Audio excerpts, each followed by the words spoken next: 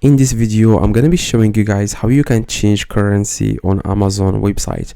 Now you just need to go to Amazon. You don't even have to log in into your Amazon account. You can change the currency without logging in. Now the first thing you need to do, guys, you wanna click these three little lions in the top left, and then you wanna scroll down. You wanna then click on the language, which is English. Click on English. It's going to take you guys to this page. Here you can change the language. You can also change the currency settings. As you can see, it says here select currency you want to shop with.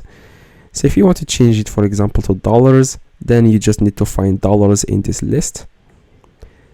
And then after that, you want to then click on save changes, and it's going to take you to the page directly, as you can see. And now you can buy with that currency that you have selected. Now the dollars, I have selected dollars. You can see I can see prices in dollars.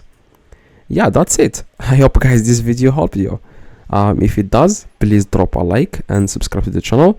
And if you have any questions, I reply to every single comment. Click the video in the screen and you will be able, guys, to show you guys. Yeah, you just need to leave a comment. I reply to everyone. See you guys next video.